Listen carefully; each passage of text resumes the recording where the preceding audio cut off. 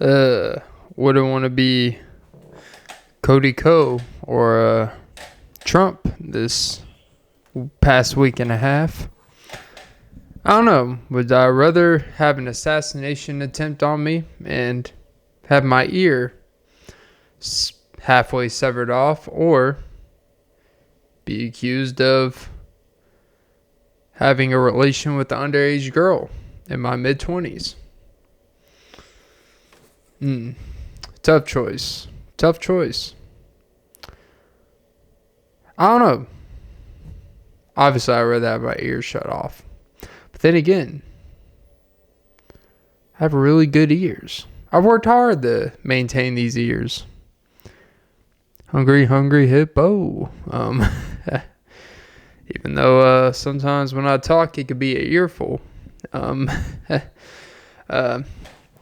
Yeah, I'm a little late to the party, but yeah, I guess there was a whole, assassination attempt of a potential candidate. And it's pretty ironic how, I don't know if ironic, but it's pretty convenient. Not assuming anything, but it is odd how someone almost getting assassinated. It's almost more unbelievable. Like, it would have made more sense if that thing would have missed him like really bad from an unprofessional sniper, which this kid apparently was. What are the odds? Like, it would have been harder to hit his face. It would actually be harder to clip his ear the way it happened than it would have been to actually hit him anywhere in his fucking face. That's the insane part. He actually made the job 10 times harder than it had to be if his goal was, actually kill the guy. Which, regardless of what your beliefs may be of an individual, I'm not a believer in assassination of most people that are on this earth. Now, there are people that do terrible things. That have done terrible things, that have killed people personally, or have, anyone that's around Putin all of a sudden is missing in these cases. Like, hey, this guy that was part of Putin's inner circle, all of a sudden he's not, and 2 weeks later, he's drowning somewhere. What happened? Ice. I've been going down a real crazy rabbit hole of deep diving and people falling off cliffs, because I think there's a extremism fascination with people, and a lot of these people that are falling off these cliffs are people that are going up there to get a picture, and sometimes it's people that are in for the thrills. Most of the time it's not just people, oh man, we were just hiking up and some crazy boulder just came down and fucked us up. No, it is people that are climbing up these 30,000 feet mountains with no equipment when they're not trained, which even if you are trained, the insanity, it's like, I don't take joy in people falling 50 feet and hurting themselves. I don't take joy in that, because you know what? I do think it would be a useful skill. What if you are casted away, no pun intended, or you are stuck on a uncontacted tribe island and you need to survive? These skills would probably be nice. But it's hard to really have a whole lot of, empathy. Like, I'm all about, people being adventurous, trying things. But it's really hard to really watch someone fall from a cliff that they're trying to free climb with no equipment at all, and really feel too bad about it when they, collapse their knee in half. I don't laugh at it, but I just look at it and shake my head, And that's what happens when you have too many supportive people around you, You think you can do anything. Having a great support group is great. And what happens when you have these support groups? You're like, let's go 10,000 feet underwater with just a couple oxygen tanks. what could possibly go wrong? You know, we can't see anything out here. Let's go search. Let's go deep dive into this boat. You know, to see adventurous lamps that were on boats and yachts that sank. It's fascinating. You know, and there's this one guy. I don't know, you know, it's a cool way to go out. You know, this guy, he rented a hotel, but it was like a bungalow, I think they call it, where there's it's in the water, right? It's like half of it's underwater and the other half's above it. I think it's like in Bali or somewhere like that. And it costs like, I think, $1,800 a night, which I was like, you know what? That's actually not a terrible deal, you know, for the whole thing he was doing.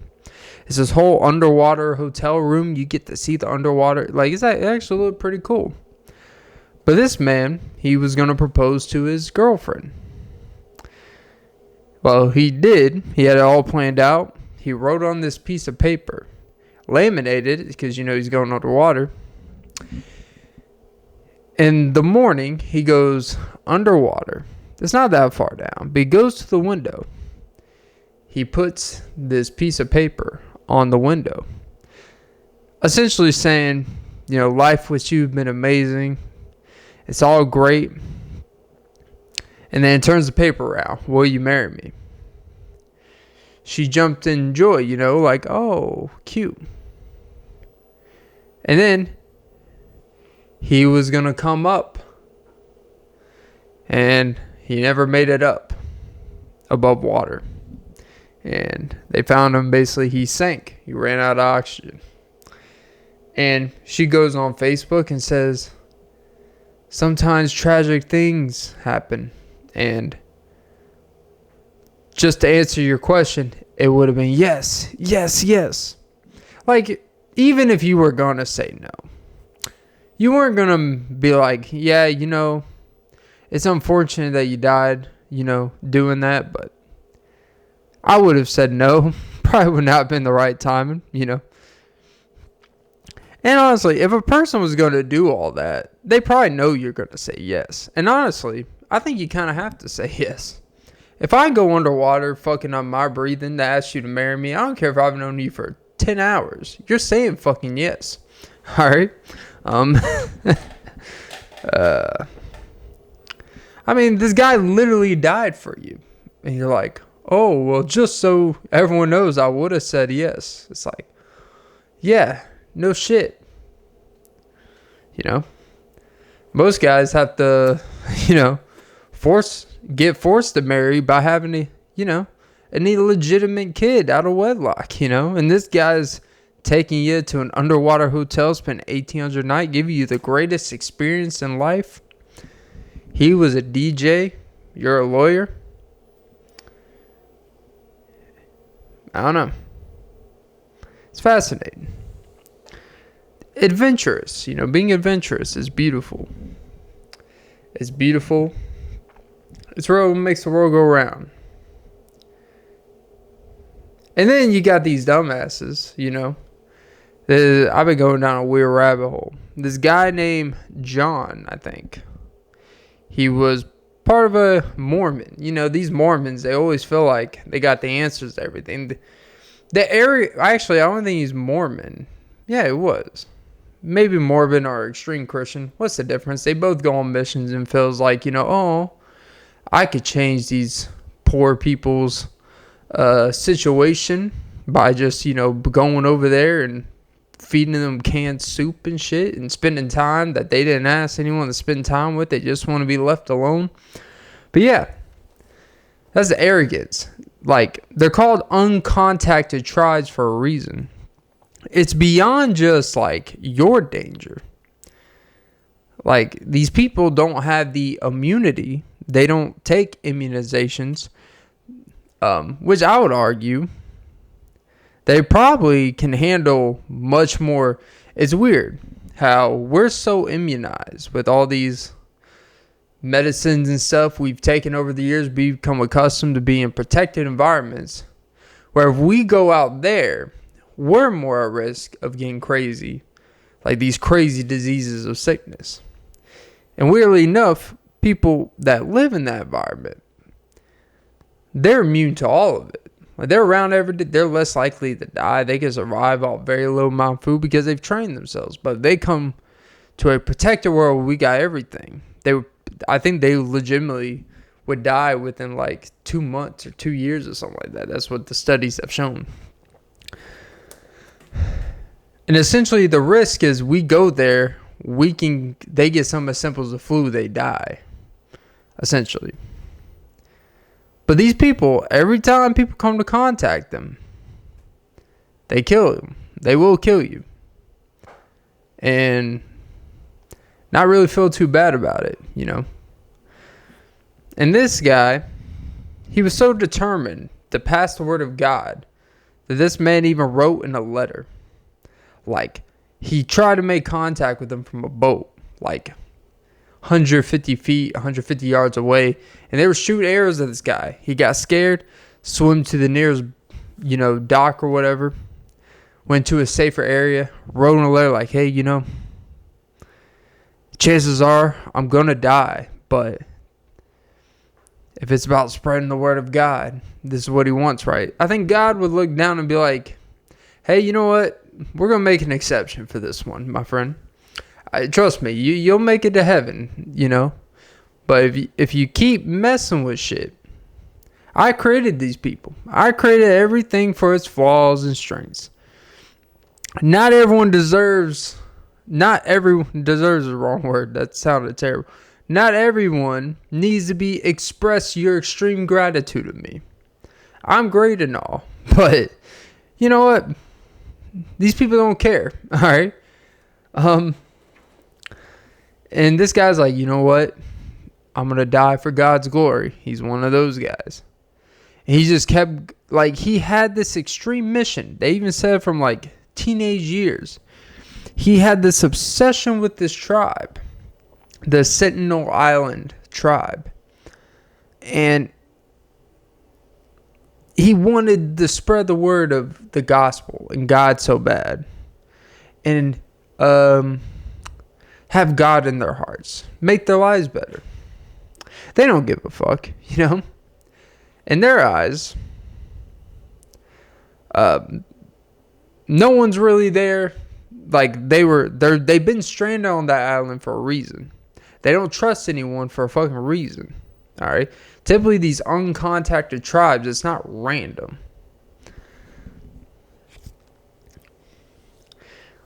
So, you can look in the history of why there's a lot of uncontacted tribes. Essentially, it's because someone forced them on this island as slaves. And then, they were able to stay reproduced and create their own lineage of family. And just don't bother them. And, us Americans, us people, we have this obsession with just bothering things that don't want to be bothered. And that's what these uncontacted tribes are. They don't want to be bothered. They don't want to see you. They survive tsunamis and hurricanes with barely any infrastructure. We get hurricanes, We bitch about health. We bitch about the lack of insurance we have, But I don't know. It's a weird feeling because all these people that want to the people that want to free solo dive, these people want to deep dive, these people that want to propose underwater, these people that want to spread a mission beyond themselves, do things that are bigger than life. I feel the love, I feel the passion. I'm all about passion. But at the same time, I'm not going to feel too bad about you trying to make the world a better place, or about you bringing excitement to life, because all you're doing is just causing unnecessary trauma to people. Now your parents have to write some fucking, what's it called, eulogy, I think that's what it's called, a eulogy, but like, hey, our son, and they essentially said like, hey, it's not their fault. Don't charge anyone that put them on a boat over there. Our son wanted to do this themselves, spread some, and you know what? Because the parents of this guy, spread so much quote unquote strong blindness of Jesus that your son lost his life because he wanted to be a fucking arrogant dumbass. All right. I'm sorry. It may be a little strong. Like, oh, well, at least he tried to do something meaningful, tried to change the world. What have you done? Well, I've left people alone that want to be left alone, So, I don't know. But yeah. I guess the moral of all that is stop doing too much. That's the moral of it. Stop doing too much. Welcome to episode 287 of the Off Beat Podcast with Clint Nelson. I'm your host, Clint Nelson. Don't forget to like, follow, comment, subscribe, hit the notification bell. Most important, ladies and gentlemen, don't forget to suck some titties. Yep. And apparently there are people on the tube, ironically, breastfeeding, which is basically nudity, just flat out breastfeeding, but a fake baby to promote their OnlyFans page. Gotta say, not a bad tactic. You can say what you want, but at the same time, you're like, oh, but they're gonna get their account banned. It's like, yeah, who gives a fuck if they get their YouTube account banned? I don't know why it takes YouTube so fucking long to realize when people are doing this for extended. You're telling me out of 150,000 subscribers, the amount of views these people, you're telling me no one reported that someone is showing their bare titties on YouTube? You telling me that? And by the time they've already got their whole audience on OnlyFans, it doesn't matter at that point. So, but yeah, recording this on, I think, June 20th. 11:32 p.m. Eastern for the archives. Yep. But yeah, I just imagine, what if I would bringing perspective to things. I really do wonder how different my life would be if I was born in a tribe. Kind of like Tarzan, except, not raised by gorillas. I don't know how realistic it would be to have one human raised by actual gorillas. But, maybe the gorillas, actually, like Tarzan, is really a representation of uncontacted tribes. And we have colonizers and, not really but outside archaeologists, people in the science field that want to come and, study y'all. Their obsession with y'all. You're just like, bruh, leave us the fuck alone,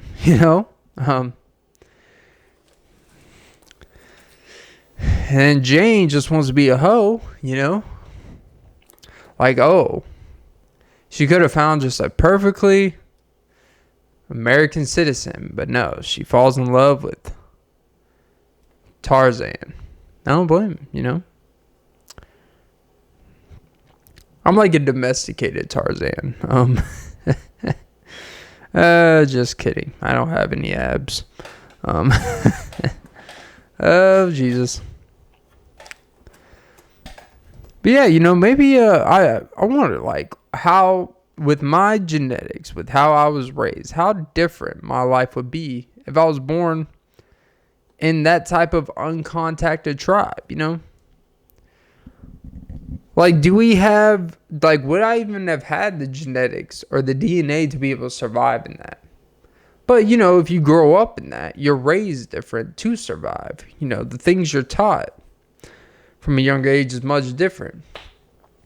It's crazy how just being born somewhere changes the language you speak, your dialect, your accent.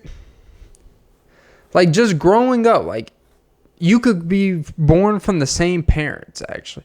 Like, because accents are actually learned.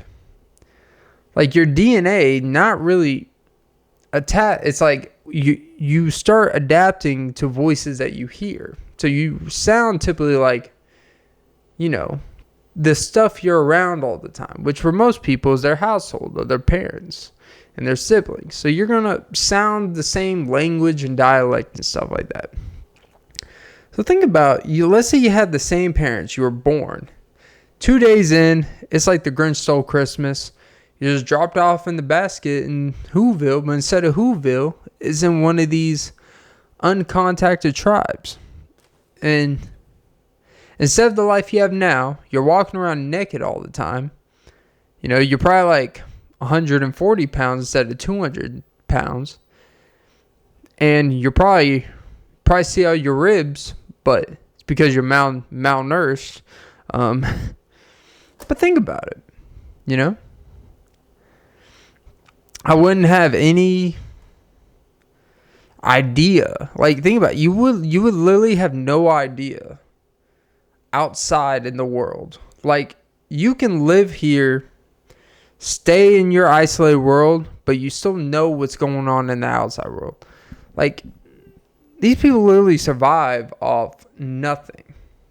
No technology, no clean water. Like, they literally just probably go in the ocean and kill animals to eat. Probably don't even cook it properly, you know?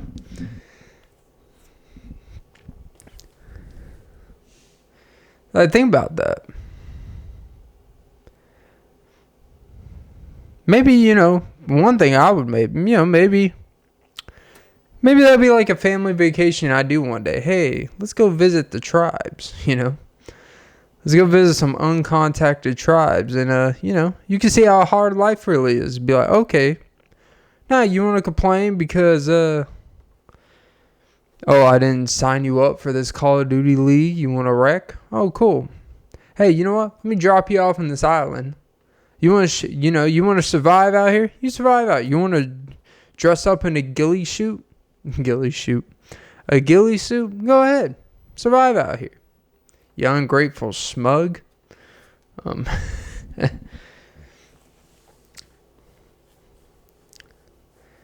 Yeah, but who knows, you know?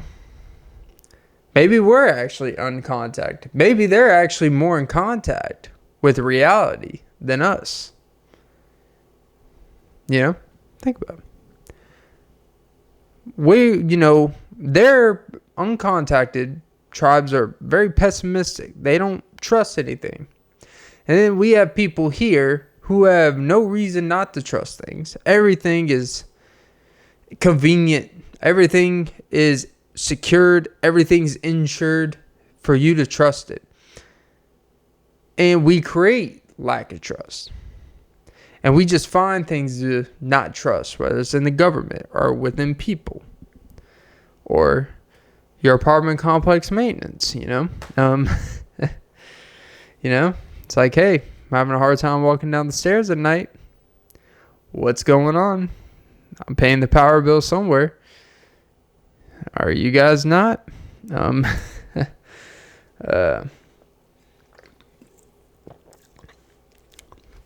yeah.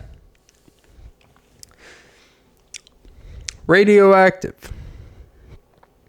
It is odd how stuff like also, the cosmos. And I'm not talking about Wanda and Cosmo from the Fairy Odd Parents. I mean the actual cosmos.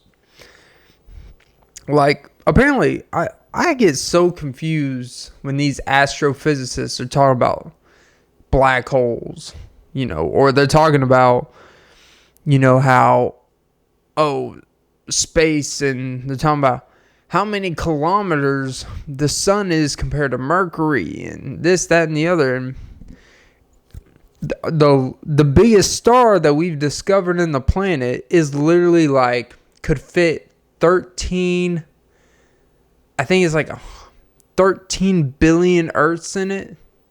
It's like this weird, a star. A star you see in the sky. Think about if you're living on Mercury, you're not seeing Earth. We're useless pieces of shit in the solar system. Just because we're big don't mean we contribute to much. We probably cause more harm to the atmosphere than anything.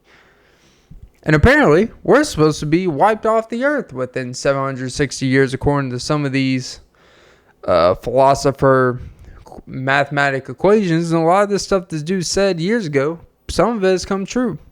So, I don't know. Now that affects us in our lifetime. But, you know.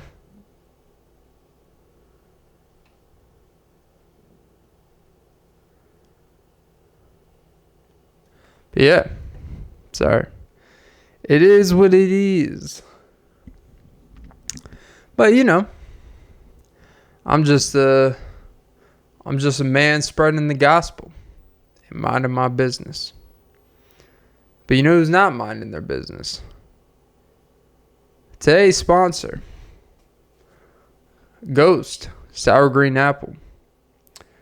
Warhead. Yes, I am back on the juice, as the kids say. People say I'm on a different type of juice. But I just say it's juicy juice without all the added sugars. Even though I'll add some sugar honey iced tea to your toilet. That's actually disgusting. Even though, you know, I gotta say, this is the first, like, when I have a week off, right? I don't like to get too personal, but what I will say, having a week off is great in theory. But when you've been so caught up in the unison of just like one big day and week at a time, it feels like, it doesn't even feel like you're off. You're just like, oh, wait. I don't feel any extra excitement or unexcitement. It's just like, oh, I guess I'll find stuff to do. Even though I have stuff to do. And actually, I was talking with someone the other night at work. And he was just coming off from a week off of work. He said, yeah, man, you know, it was nice about 3 or 4 days. And then after that, you're just like, man, it's not that you want to be back at work, but it's almost like you're not stimulated when you're so attached to your job, right? And being attached to your job doesn't necessarily mean you love it. Doesn't necessarily mean you're always, you know, stimulated by it. Well, you're not always like, you know, in the flow of feeling it, right? But there is something about, like, sometimes regardless of your personal relationship with your job,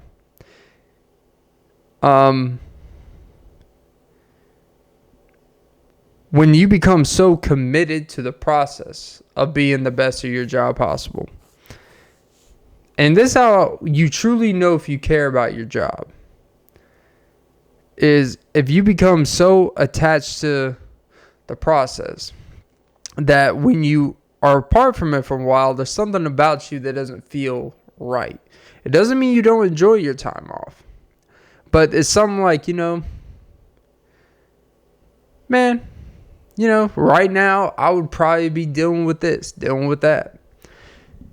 And that's probably not healthy. It's actually not healthy. It's terrible. You should be able to disassociate from your job and stuff like that. But what a lot of careers and jobs, what they demand from you, you become attached by default just from the time you put into it. That when you're not around it or there, you almost are, that has replaced an interest. That you only have so much propensity that your mind can focus on in an extended period of time. Like, you truly have to disattach from your job for an extended period of time to truly not think about it. As weird as that may sound. And he was on, like, you know, I was off for 3 or 4 days, and he was like, you know, I kind of was ready to come back to work. He's like, I didn't really have much to do. You know, I was just at home, whatever, trying to fill in the time. And when he came back to work, he was ready, you know. And after 2 days, you're back to like, fuck, man, I wish I would have enjoyed my week off more, you know. That's how it always happens. But that's the thing, you know. It's a weird relationship and conundrum you have with things. So yeah, I just found it interesting.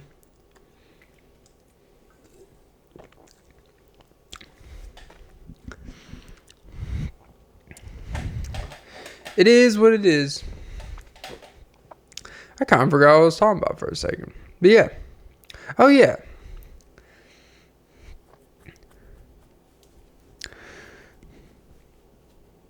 It's kind of like, where do you go from there? Come here, you slutty. I love these pickup artists, you know. It's always these guys on the internet that always talk about how... I came across this one video earlier. It was like this Americanized Indian guy. A guy who... He had more of a American fuckboy accent than I have, you know? And it was one of those podcast clips that you could tell, like, he's just saying shit. Like, he's trying to present himself to be a type of a ladies' man that he's just not. Like, you just look at him and you're like, bruh, there's no 10 girls in a 5-mile radius that's going to kiss you on a given night, regardless of how inebriated they are. All right. Not saying he's ugly, but at the same time, he's not one that 10 girls are making out with him in a single night. You know, you know, like there's something like you see someone and when they say something, you're like, is that believable? Is that not believable? Like, even if I were to put $50,000 in your pocket right now, 10 girls are not going to make out with you because, like, off rip like that. Like, you don't even have that type of appeal. Now, you put $50,000 in my pocket. Well, I'm getting 10 cats to cuddle with me. And then be like, meow. More like if you give me 50,000 Sheba treats, whew, I'll be looking like the bird lady on Home Alone. Now, Kevin. But no, this guy, he just, the way, you could tell the way, he probably was like 20, 21, 22. Talking about, actually, you know what? He may have been one of those deceptively older guys. They look 20, 21, but he's actually like 26, 27. And he was like, the other night, it's at the club, like, he just kept using the word bitches. But you could tell it's not a guy that even knows how to say the word bitches and still, like, you know, make a conversation flow. He was, one, using it too much. And when he said it, he kind of sounded like bitches that would say bitches. He'd be like, and these bitches would, you know, make out with me. And you're like, all right. Like, first of all, if you're making out with 10 girls in a night, like, you might want to go to the dentist the next day. Like, the stuff the ladies be putting in their mouth these days. And I'm not even talking about anything sexual. You know, we got girls putting, you know, tablets of, you know, Molly. You know, sometimes other girls named Molly. Got girls with tongue piercings, cutting up your tongue. Sometimes you got girls with stanky tongues. Sometimes you got girls that look like a whale's tongue, you know. Mixing 10 different salivas in your mouth in a given night, I would say there's probably an oral hygiene issue potentially happen. No amount of crust is getting that out, all right? No amount of flossing with the glides is going to glide those nasty little chicken carrot stuff they got in between their teeth, you know. But, you know, you just watch someone and you're like, they're just saying stuff like, I made out with this bitch. Then 10 minutes later, this bitch is making out with me. It's like, first of all, no, they're not. I'm pretty sure if anyone was at the club and they saw you, it was probably the opposite. You were probably just sitting there. You probably watch 10 bitches. And then you imagine they kiss you. And then the thought overweighed reality because you live in a facade or quote unquote in a matrix whatever the fuck that means. I saw. See, that's when those cosmos things. Are we in a matrix? Are we in a time portal? Maybe this guy was in a time portal where bitches would actually be into him. I don't know.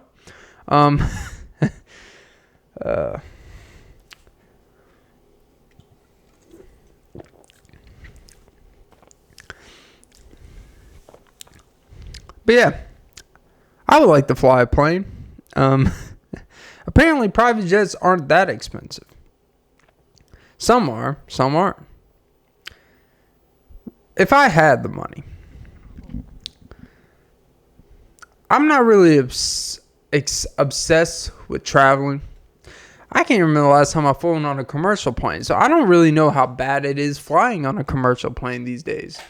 People always talk about how terrible it is. I don't know if they mean the actual sitting on the plane is terrible or just the process of the airport, getting on the plane, waiting, TSA, that shit, that may be terrible. But it's actually sitting on a commercial flight. Is it that bad? 98% of the time, probably not. It's probably cramped, but you know what? It is pretty insane. Like, I know how innovative it is, but just think about how much trust we have that we get on a plane that's going 20, 30,000 feet in the air. It may not even be that high. That may be a little extreme. 10,000 feet in the air. Think about that. And how comfortable we are with that. Now, that's conditioning. Speaking of conditioning, Dr. Mike is quitting bodybuilding. Jesus, this show is completely from one thing to another. But yeah, Dr. Mike, Renaissance periodization. He's quitting bodybuilding, which honestly, I knew he bodybuilt in the sense of working out. I know he actually had aspirations of competing. I know he's like a teacher at a university. He has an app, hypertrophy app, which is great. Never used it, but probably could.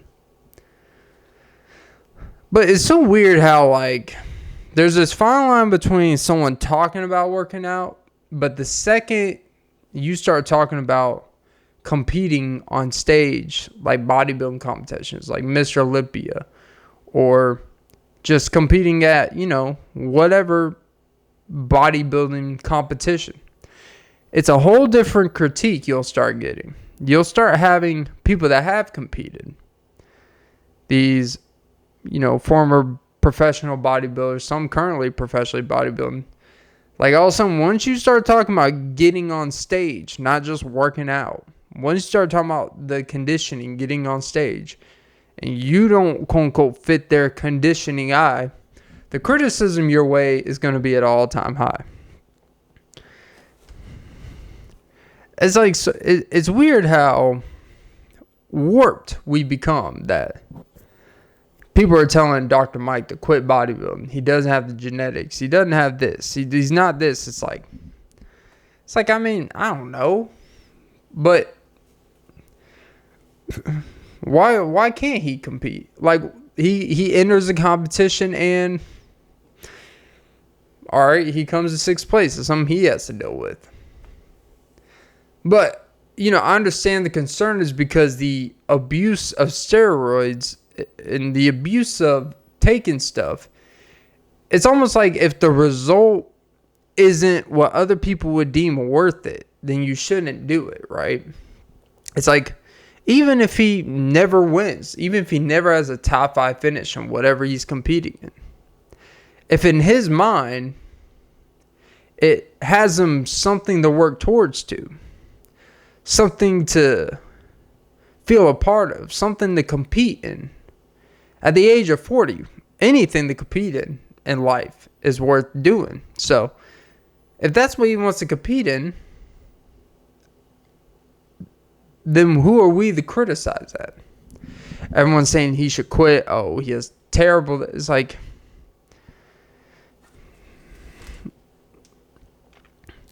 I don't know. It's a touchy subject because steroids is this fascination thing, right?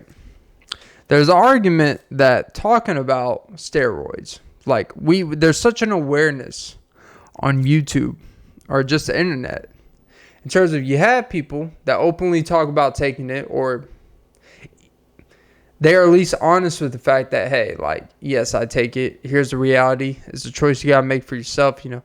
And then there's still argument that if you take it, you shouldn't talk about it at all because you're glorifying it.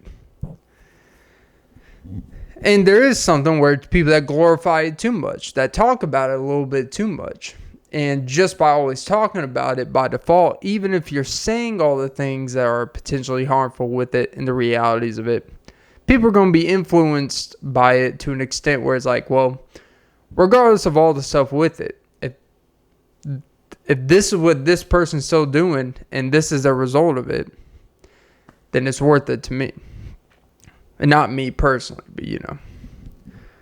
But that's kind of like this back and forth in the fitness YouTube influencer community. Then we got these, like Alex Eubank is going on one right now. Everything is against steroids and all. Oh, he's scared about spreading negativity to the youth and influencing the youth and stuff like that. It's like,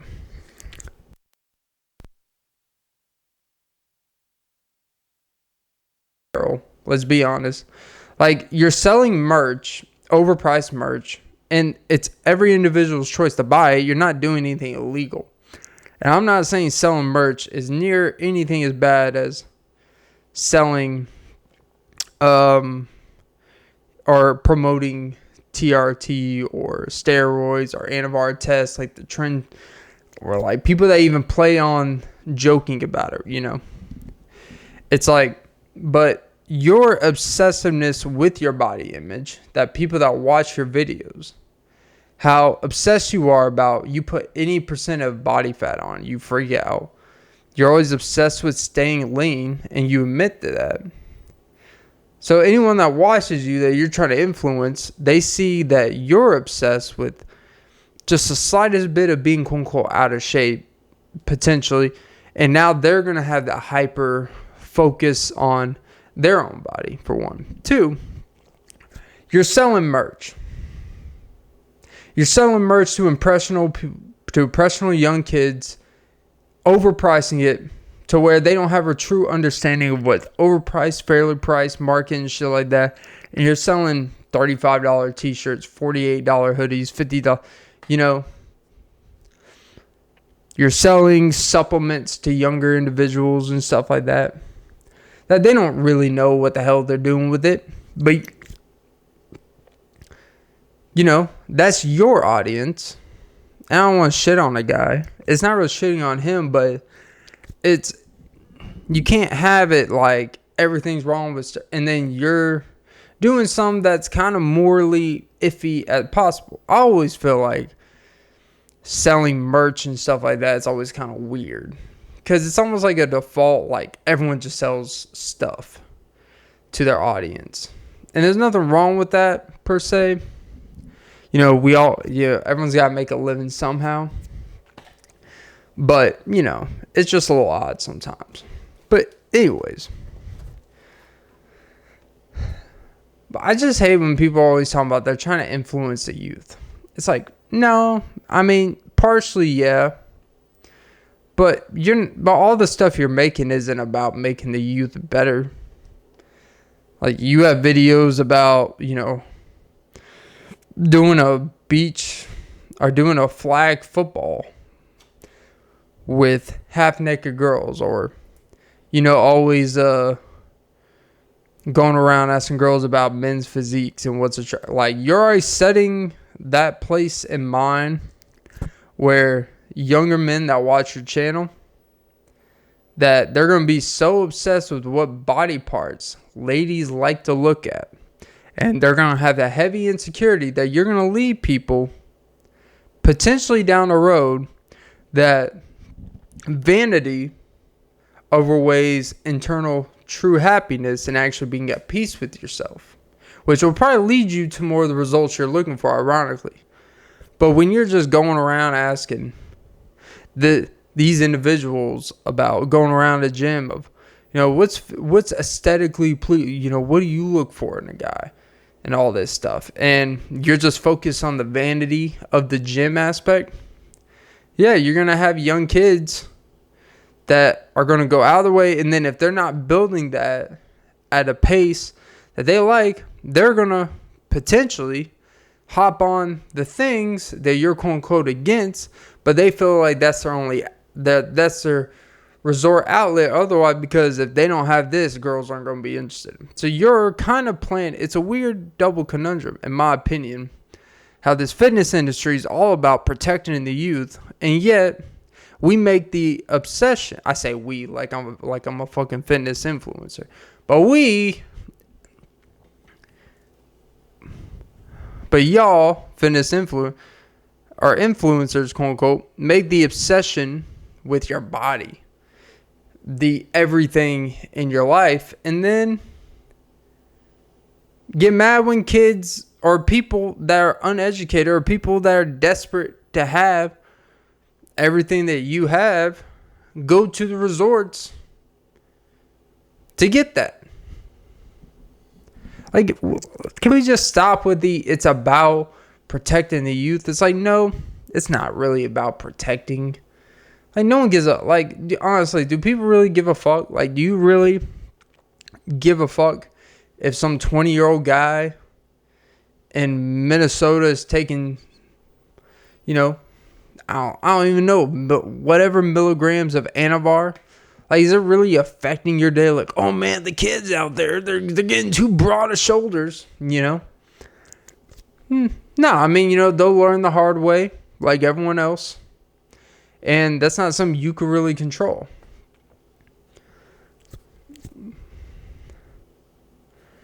But I don't know, man. It just turns me off so much when they talk about, oh, stay natty, and all this stuff. And yet it's like you're not really showing everything you do to have your physique per se. I'm not saying these people aren't natural. I'm not obsessed with that stuff. But the younger you are, the less secure you are with the physique you build. And if you haven't reached a certain, you're going to always resort to what other people have that you don't have. And they're always going to make assumptions. You take X, Y, and Z if they feel like no matter what they do, they will never look like you. So, I don't know. I just hate when people use we're trying to protect the kids and stuff. It's like, okay. It's not really about that, in my opinion. But what do I know? I'm not an influencer. But I care about the message I send to the youth more than y'all. I'm not saying 15% off Code Alex or 20% off Gorilla Mind to some 19-year-old that has no idea how many milligrams of caffeine their body needs. As a double scooper myself,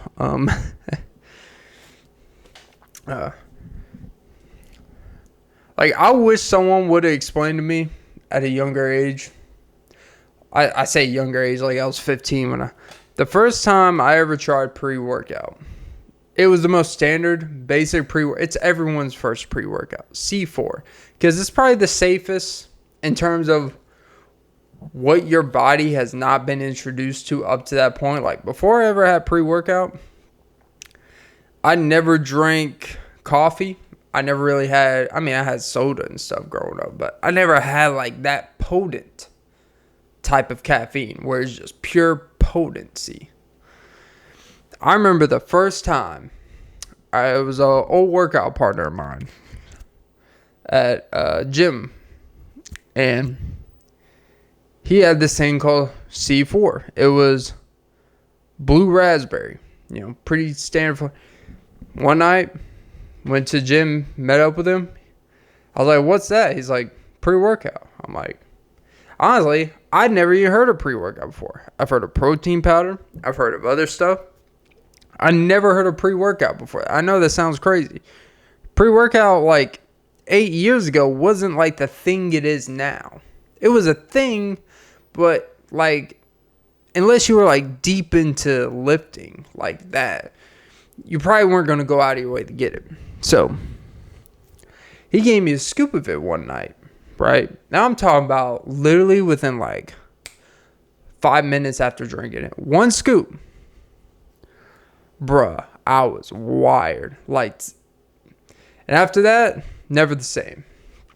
I do want to, they say crack, like the drug crack. They say that's like the one, I mean, all really bad. But that's like the one consistent drug that they've studied that permanently changes someone's chemical DNA. Like it changes their DNA, or not DNA. It changes their chemical wiring. Like it messes stuff up. And it's really hard to ever be the same after that, even if you do recover. I do think pre-workout has changed like my chemical wiring. I am so like now. I remember there was some random C4 someone gave me. They had like half a thing left. They gave me it. They're like, "You want it?" I was like, "Sure." I don't want to buy another thing. I had it. It did literally basically nothing for me. I felt no tingles. I felt no butt tingle. I felt no like wiring in the eyes, that itch in the eye, that brain fog, that just like, ooh, good feeling, that intense wake up feeling. There's only certain pre-workouts that give me that similar feeling of the first time I ever took pre-workout. And there's so many things I have to do to make sure I maximize it. Otherwise, it's going to be very little. Like, I have to make sure I've eaten a certain amount of food. I've eaten the right types of food. I've made sure the time that I ate compared to then, I time it up to when I work out. Like, back in the day, man, like, this part being younger, man, you just take that shit and you just fucking boom, boom, boom, Nowadays, they're like, oh, I got to fit in the time frame and blah, blah, blah. It's crazy, man. Now, I consume too much caffeine. I admit that. So, but, I still get it. You stay hydrated, you eat well. Typically, you can still feel the good effects. But, like, I do think that completely changed my body. Like, I do think it did, like, permanently change, like, my tolerance. Like, my tolerance for it is crazy now. Like, I almost have to double scoop just to, make it worth a while when I go, I like the long sips, That's a big pause. But yeah, I guess the moral of all that is leave the C4 for the kids. And honestly, there should be more age restrictions for this stuff. There should be more of a process. But yeah.